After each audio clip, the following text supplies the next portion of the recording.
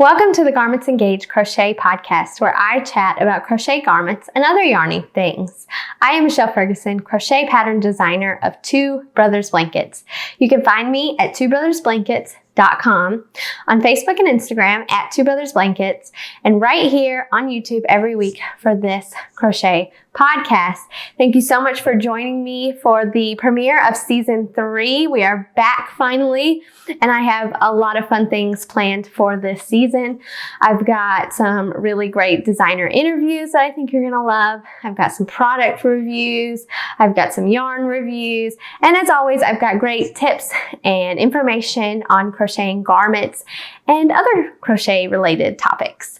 So if you like what you see, please hit that subscribe button. Give me a thumbs up to like the video, and click that bell if you want to get notified every time I post a new video. So as you can see, if you've watched season 1 and season 2, I'm in a new space. Me and my husband and my dad rearranged my whole house over the break.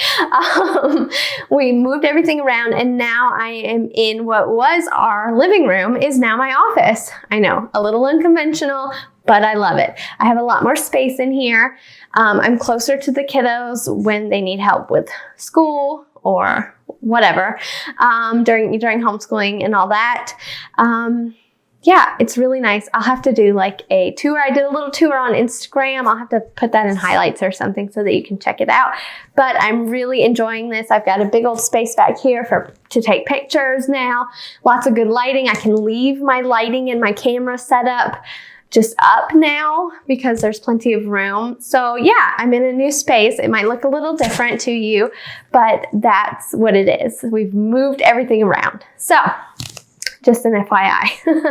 All right, let's get started with today's topic. So this is a topic that multiple people asked me to cover. So I thought I'd just go ahead and start off with it right out of the gate. So we're going to talk about pattern testing today. So pattern testing, what is pattern testing?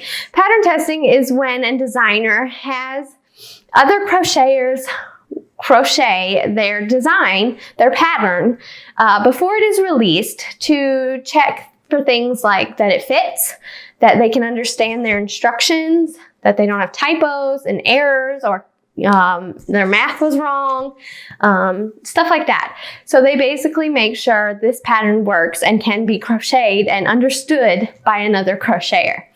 How does it benefit the designer? Well, it does all that. It helps a designer determine, that they can another crocheter can read and understand it and make their pattern. It determines fit, to make sure that their math and their measurements fit a person of that size, if they're making something that's sized. And it also is a form of marketing, honestly. When you have other people work up your pattern and take pictures of it, and review it even, you can show that to other people and when you're trying to market it. So it's nice to have those pictures, those thoughts, those reviews from your testers to help market the pattern.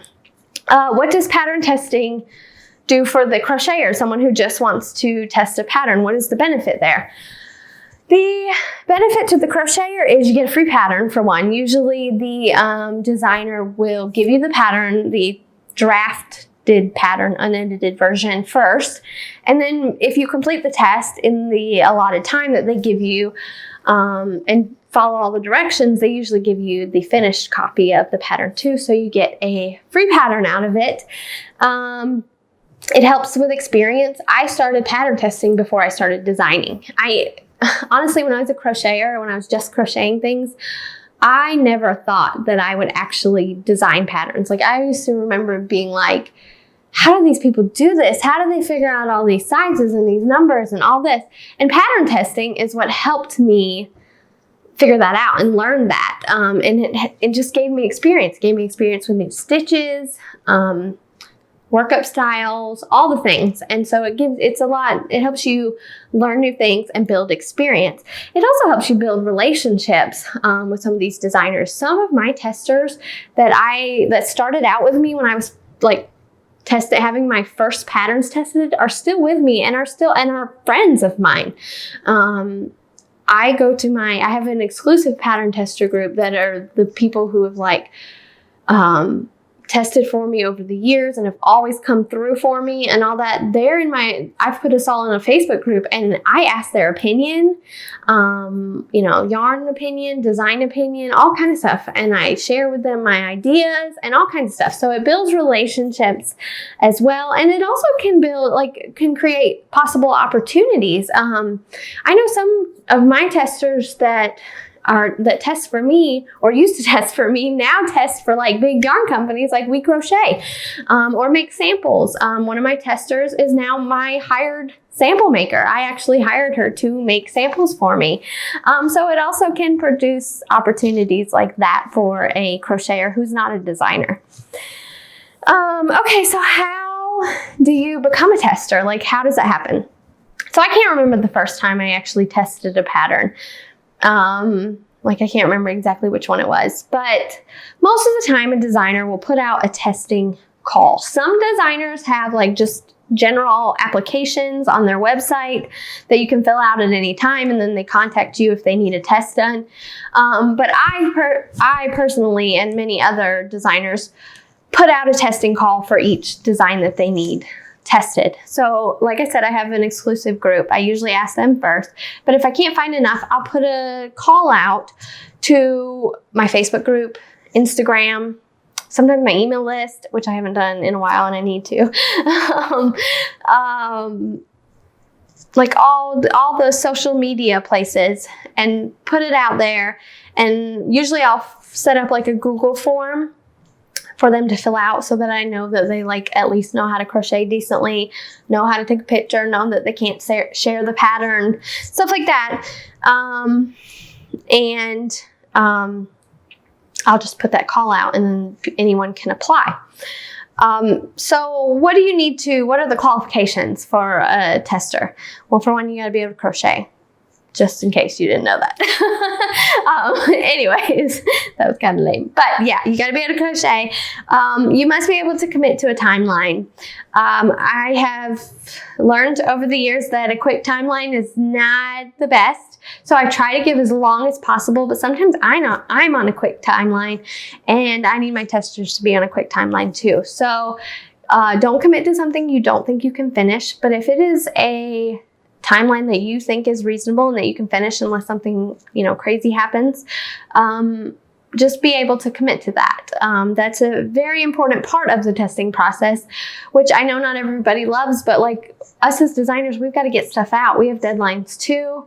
And we're working as quick as we can as well. So this latest cardigan pattern that I'm have testing, I gave him 10 weeks. I think that's the longest I've ever given for a pattern, but I was able to. And I know it took me 4 weeks on and off. So I knew they would need the time. So that's a really long timeline. You might get, for garments, you probably get between 4 to 6 weeks usually. For smaller items, I usually try to give about 10 days. It just depends. And if it is something that you can do and know you can finish, but you don't think you could finish it within the timeline, reach out to the designer and be like, hey, I know I can do this, but I don't think I can do it during that timeline. Could you extend it a week or two? Something like that. But regardless of how long the timeline is or how short, you need to be able to commit to that timeline for sure. Like I said, some designers have the ongoing application, so you can look for those. You can look for testing calls, be in these designers groups that you are interested in testing for, in their Facebook groups, or follow them on Instagram, Facebook, so that you will see when they are looking for testers. I don't love when people are just like, hey, how do I test for you? Because I don't really have an answer for that. It's not that I'm I don't want them to test for me, or I don't want them to ask, but I usually don't have an answer for them because I usually I don't just let anyone test for me. The way I do it is I will, if you are qualified, if you fill out that application, if you read the directions. So that's a side note. A huge thing with testing that like gets up under my skin and testing applications and like makes zero sense is I'm not going to pick you to test my pattern, which means read it line for line for line and make sure it works, if you cannot read the application directions and follow them.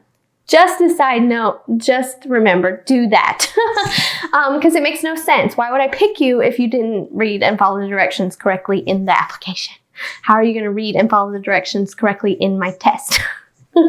Anyways, but yeah, I just don't, I'm not like just adding people to my tester group. If you prove yourself to me that you are a good tester and you're consistently testing for me, yes. But I don't just be like, hell yeah, sure. I usually tell people when they ask me, hey, I'd like to test for you, like just randomly. Great, be in my Facebook group and follow me on Instagram and be on the lookout for my next test. If I know when my next testing call will be, I'll let them know. But if I don't, that's usually just what I say. So tips for getting picked. So you put in your application, fingers crossed, hope I get picked. So these are just a few of the tips that I have in my experience of picking testers, being a tester, all that. Have experience. I would say at least a year's worth of crochet. Maybe not for like a beginner pattern, but because it would, if I'm doing a beginner pattern, I want to make sure a beginner can read it and test it or read it and make it and, do it. But if it's an intermediate or higher, I would definitely make sure you have that experience that is called for. It's just helpful. The last thing a designer wants to do is show a tester how to do a stitch that's fairly easy. Like, I don't mind, like if my testers say, this is kind of complicated, this is a little bit different than usual, yes. But if it's just a regular stitch or I don't even know, like panel sewing or something that should be known if you have this experience, if you're intermediate or whatever, it's kind of difficult because we're just, we don't have the time to do that, when we're trying to do all this other stuff. So make sure you have the experience that the pattern calls for. This one's important. Have good pictures somewhere in a public space of your work, of your crochet work. It's like a portfolio almost, like when you apply for a job or you apply, I don't know, for anything, you put together a portfolio type thing. I don't know if it's pictures, but you have your work. You show your work. When you're applying to write an article in a magazine, you show what you've written before. So you want to be able to show what you've crocheted before. I will pick a tester so fast if they're applying the test to cardigan and they have some really good pictures of them of a cardigan they've worn of a cardigan they've made and worn and they're wearing, or other garments. If I know that they've made garments and I see that they've made sweaters and cardigans and tops in this, their public album of photos, then I'm like, okay, they can do this, right? Like I know that they can do it. So have good photos, good as in well lit, preferably outside. Those are the best. Well lit, uncluttered, try to keep clutter out of the way, and if it's outside, you just go, stand next to a tree or stand in the middle of your yard or whatever. And like full body of you, or mostly full body, if it's just top, it could be waist up or whatever, of you wearing the product, or the product, if it's a blanket laid out over a chair outside or something like that. Just really good pictures, not dark, not shadowy, not cluttered, nice pictures in a public space. So public space, where can you post them? Have a public Instagram for your crochet. That's a great place to put some of your photos. Just add your projects to Ravelry. If you have a Ravelry profile, add your projects to Ravelry, and you can link that. Like you can copy and paste the link to that, your Ravelry projects, and that's public space. And you can send that to the designer or put it in the application. Facebook. Yeah, and a public Facebook album of your crochet will work as well, or Dropbox or Google Photos. I don't know. Anything like that, Google Drive, that you can publicly share a link to so that the designer can look and see your work. And if you hear the rain, it is pouring. So I apologize. It just started pouring. What else? Oh, and be available. And that's in numerous ways. Also, you know, be able to check in on Facebook or Instagram Messenger, whatever they are. The pattern test is happening, email, Google Drive, whatever. Be available, be able to check in often for that. Also, have the correct yarn available. When you're testing a pattern, you want to test the pattern as written. Now, some designers will ask you to use the same yarn that they used. Other designers will just require the weight. Most of the time, I will just require the weight, the same weight yarn. And I want you to be able to check gauge, be able to make gauge with, you know, maybe a hook or two size difference. But I prefer the same weight. And you need to have it available. So usually they'll give you an estimated yardage of how much you need, what you need. If you don't already have it, you need to be able to buy it, and buy it pretty quickly because you're on a timeline, and get it before you commit to test. Like there's nothing more frustrating than having you pick somebody's application and, oh, I don't have this yarn.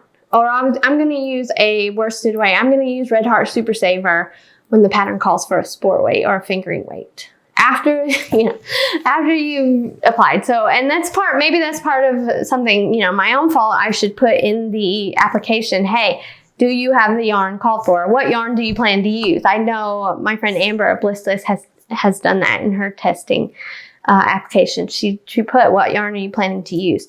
And that's really a good idea so that we can know before we pick. So, but if you're going to test, make sure you can have that yarn available that they want you to use, or the weight yarn that they want you to use, or that you can buy it easily and get it easily. So that's another thing.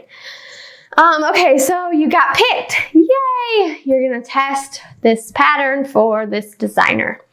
Some tips for while you're testing. Keep notes of mistakes or typos.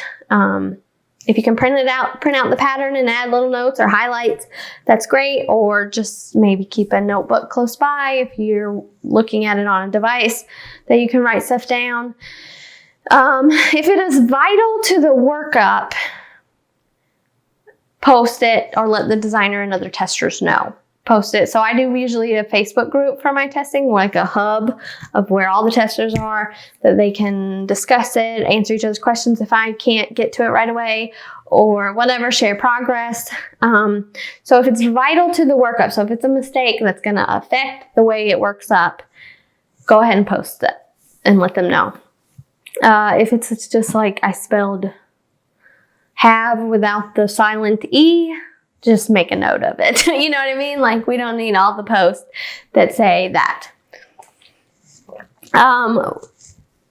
Let's see. Yeah. Okay. So let the designers know. Work the pattern exactly as written. That is the whole point of the test. Another frustrating thing that I've had to deal with before is someone will do it. They'll work up the pattern. No issue. Send me their feedback and be like, I decided to do this and this and this and this to the pattern. Or I decided to change this stitch to this stitch for the trim. No, that's not what we want. We want to know, like, we totally, and I even put a section in my feedback, like your suggestions, other suggestions that you have, personal suggestions. But we want you to work it up exactly as it's written to make sure that it's still, like, that it works exactly as written. Like, that's the point. It may not be what you like, but you committed to test it. So, yeah, we need you to do it as written. If you want to frog it after and fix it how you like it, you're more than welcome to. But for the actual test, and feedback and photos, you need to do it exactly as written. Now, if there's an error or there's a mistake, you can let the designer know and be like, I don't think this is going to work or whatever. That's fine. Or you can, like I said, you can tell your suggestion. Let the designer know your suggestion. But if it's not written that way, and unless it's like a major error, you need to do it as written. And if you do make any changes, make sure you ask permission of the designer before you do it. Let's see. This one, I don't know. This one may just be personal opinion, but whatever. Don't massacre the pattern for the sake of testing. And what I mean by that is, don't nitpick and don't pull apart the pattern. Every little thing that could be different, changed. Like it seems like every time I get it, not every time, but when I get new testers, there's always a few that just like send me paragraphs and paragraphs and paragraphs of their feedback, which I want their feedback.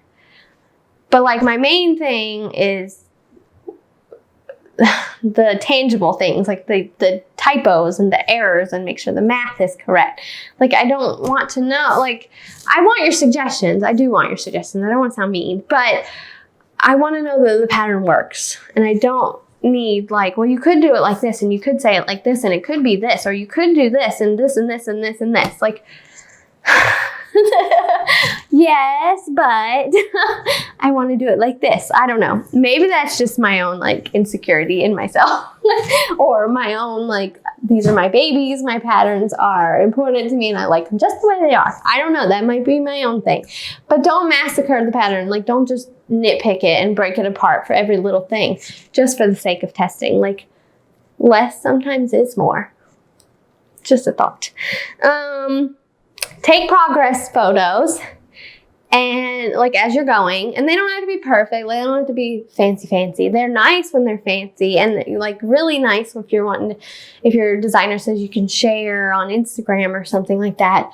Not fancy, if they're nice, if they're well lit, good background, all that. So take progress pics and then really nice finished pics.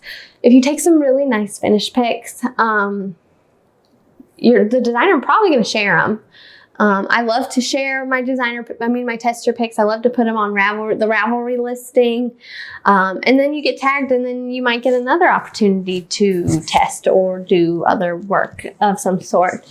If the designer tags you or whatever, and it's really nice. And like I said, it's a marketing tool for the designer as well, because if the designer's a size small and you're a size 2X, it's nice to be able to show customers what the pattern looks like on a 2X size or whatever.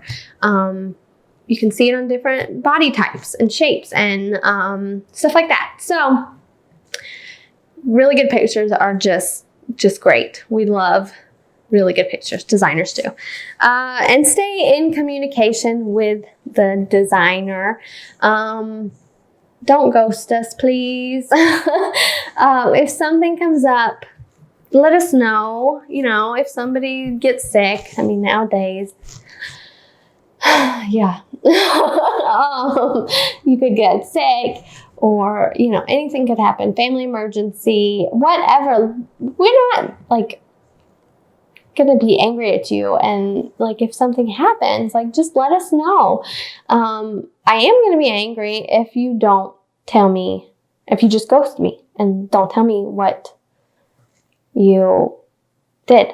So, or what's going on. So, just stay in communication with the designer. If something comes up where you can't finish the test or you're going to be late for the test, let the designer know. And lastly, of course, if nothing does come up and you are able to do it, be on time. It's so helpful to the designer when you are on time with your pattern test. You get it in, your feedback in, and your photos in by the deadline.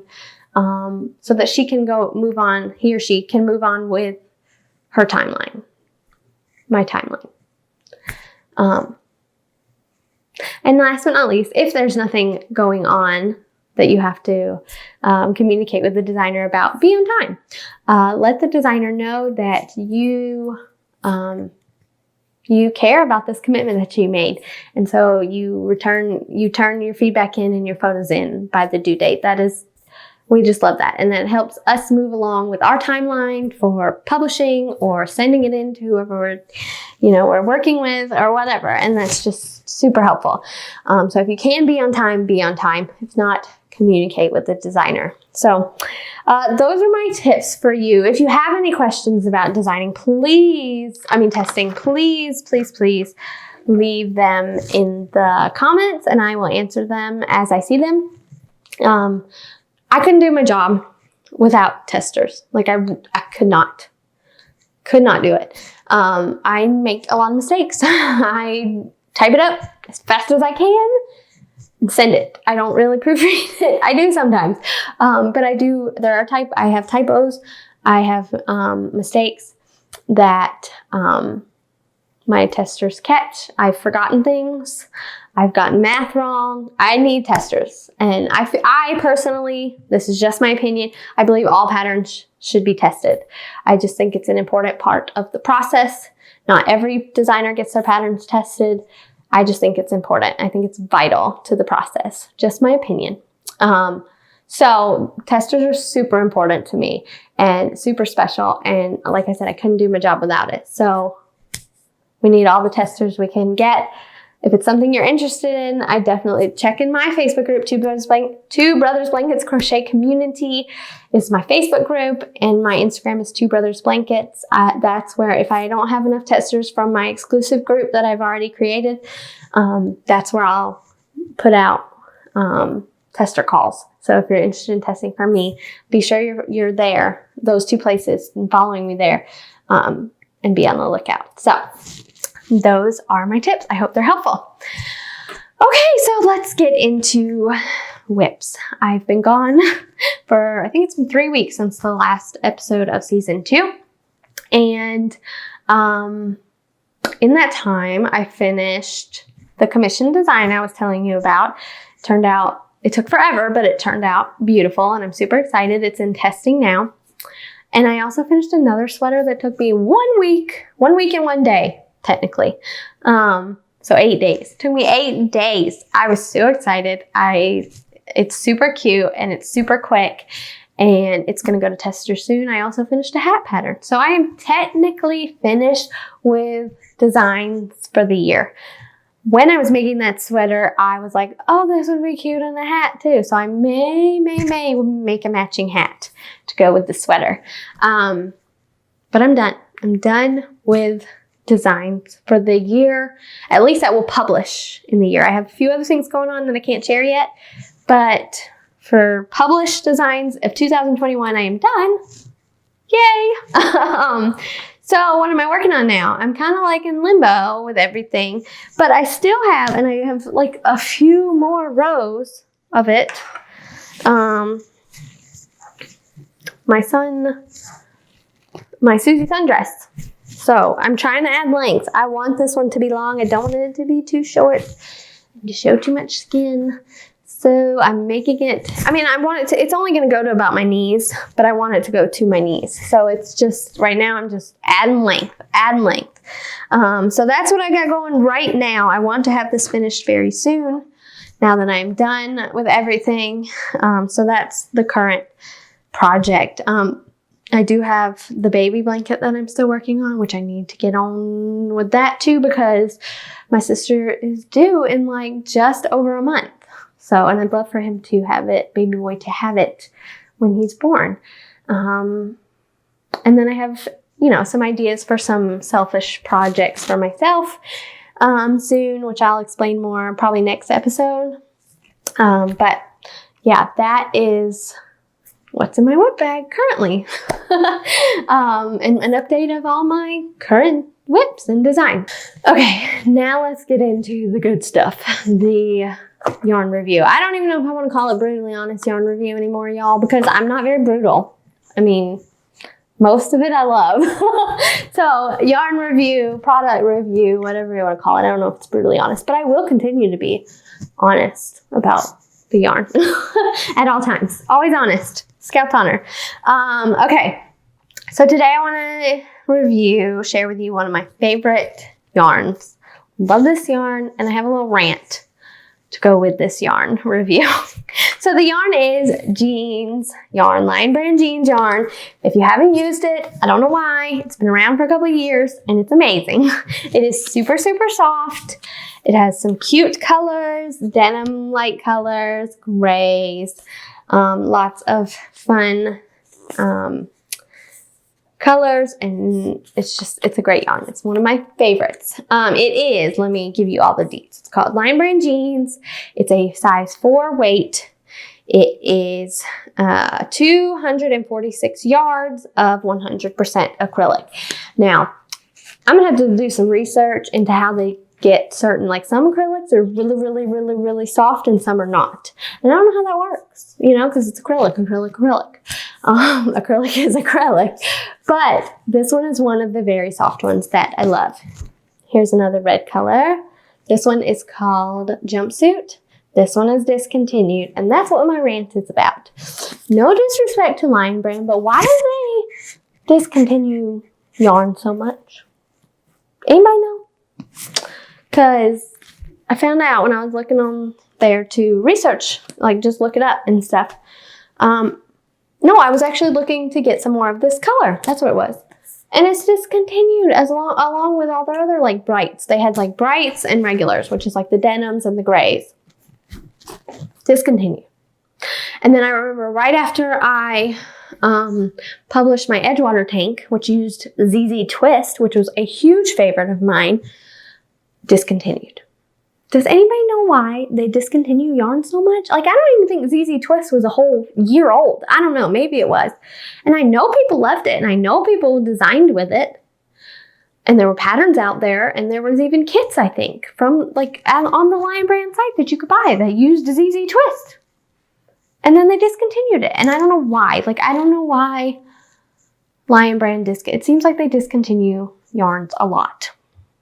And I don't know why. So if you know why, or have any ideas, let me know, because I would love to know. Like, it's frustrating, and it's just, But anyways, maybe there's a good reason behind it. Who knows? So anyways, Lion Brand jeans is one of my favorites. I designed I should have put it on and modeled it for you guys. My Edgewater sweater dress with it.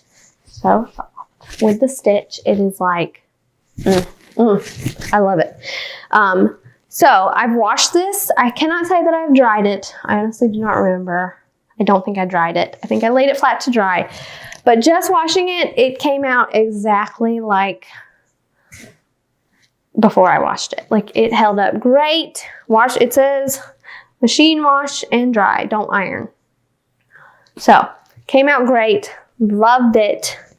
It's so soft. It's so comfortable. It's so great. I would use it for blankets. I would use it for garments, sweaters. I originally got this red to make a Edgewater sweater, like this pattern but shorter, not a dress, and never finished. But yeah, so love it. It's a great yarn. The bright colors are discontinued, but the darker colors, they have like all the different like shades of like denim that you would get, like a really, really dark blue and like a more lighter, a little bit lighter, and then really light. And then they have a couple grays, and then I think like an orange, like a burnt orange, really nice looking burnt orange. Love this yarn. I give it a 10 out of 10. It is one of my favorites. It's a great acrylic worsted weight yarn. It is a little on the light side, I would say, of a worsted, but not too bad. I've done the Edgewater hat with it. I don't know what else, but I really, really love it. It's a really nice yarn. It's one of my favorites. If you haven't tried it yet, you should definitely go try it. Hopefully they won't discontinue all of the colors, but we'll see. So anyways, that is my yarn review. I hope you enjoyed it. Let me know. What do you think of Lion Brand jeans? And do you find it frustrating that they discontinue yarns? I don't know. Maybe I'm missing something. We'll see. But maybe someone will have some information for me. But anyways, that's all I have for you today. I will be back next week with a designer interview for you and another review. So I'll see you then. Bye.